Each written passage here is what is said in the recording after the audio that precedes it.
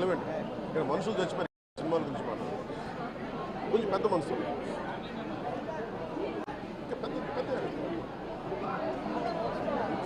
మీరు డిబేట్ మన మనసు మీద చెప్తారు. Debate go beyond cinema.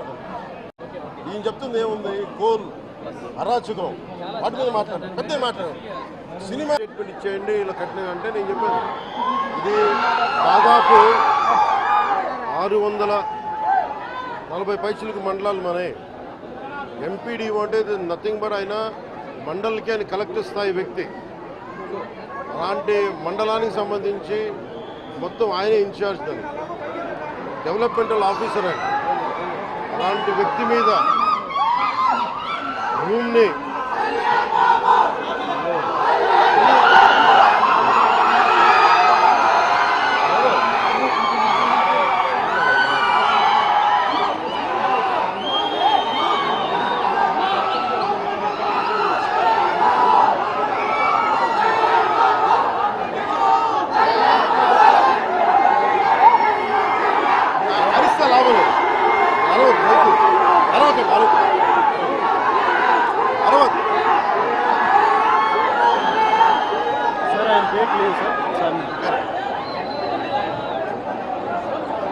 ముందుగా జవహర్ బాబు గారు ఆరోగ్య పరిస్థితి ఎలా ఉందని అడిగాం. వైద్యం సరైన వైద్య విధానాలు జరుగుతున్నాయి లేదని దాని గురించి మాట్లాడాం. అలాగే నేను ఇక్కడికి ఎందుకు ప్రత్యేకించి ఎందుకు పరామర్శించి రావడానికి ఎందుకు అనుకున్నామంటే, ఇది ఒక్కరి మీద జరగల, రాష్ట్ర యంత్రాంగం మీద దాడిగా చూస్తున్నాం దీన్ని. వైసీపీ నాయకులకి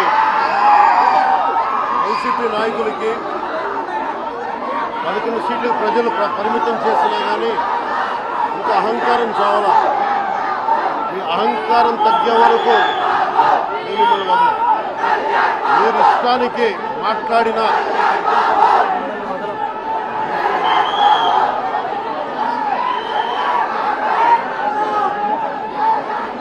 అహంకారంతో కొట్టుకొని మీరు ఈ పరిస్థితికి వచ్చారు.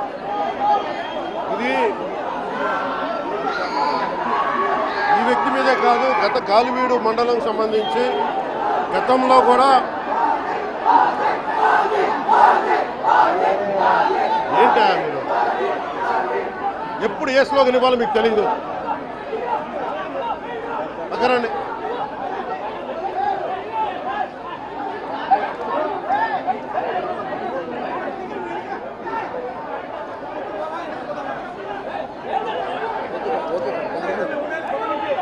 జల్లా సుదర్శన్ రెడ్డి గారు అనే వ్యక్తి ఈరోజు జవహర్ బాబు గారి మీద దాడి చేయడం కాదు, ఇతనికి దాడి చేయడం అనేది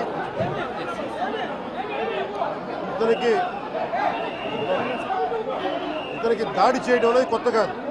జల్లా సుదర్శన్ రెడ్డి గారికి గతంలో కూడా ఈయన ఇదే ఎంపీడీఓలో ప్రతాప్ గారి మీద దాడి చేశారు, శేఖర్ నాయక్ గారి మీద దాడి చేశారు, అలాగే శ్రీనివాసులు రెడ్డి గారి మీద దాడి చేశారు. ఇది వీళ్ళ రాజ్యాలు అనుకుంటా ఉన్నారు. ఇష్టానికి మేము చేసుకోవచ్చు. జవహర్ బాబు గారు కూడా చెప్పింది ఏంటంటే, రూమ్ తాళాలు అడిగారు, అది మీ అమ్మగారికి ఇస్తాం, అది ఆవిడ మండల పరిషత్తు ఆవిడకి పదవి ఉంది కాబట్టి వాళ్ళ పిల్లలకి ఇవ్వమంటే ఎందుకు ఇవ్వం అని చెప్పి వాళ్ళ మనుషులు దాడి చేసి అమానుషంగా కొట్టారు. ఆయనకి హై బీపీ ఉన్న వ్యక్తి, హార్ట్ ప్రాబ్లం ఉన్న వ్యక్తి, పైగా కూర్చోబెట్టి కులాన్ని దూషించడం. దీనికి వీళ్ళ అహంకారానికి కులం ఏం లేదా. ఎవరైనా సరే, శ్రీనివాసరెడ్డి గారు కావచ్చు, శేఖర్ నాయక్ గారు కావచ్చు, ప్రతాప్ గారు కావచ్చు, జవహర్ గారు కావచ్చు, ఎవరి మీదైనా సరే వాళ్ళకి ఆధిపత్యానికి అడ్డుకుంటే మటుకు వీళ్ళకి ఇదే. నేను వీళ్ళందరికీ ఇదే చెప్తున్నాను మీకు.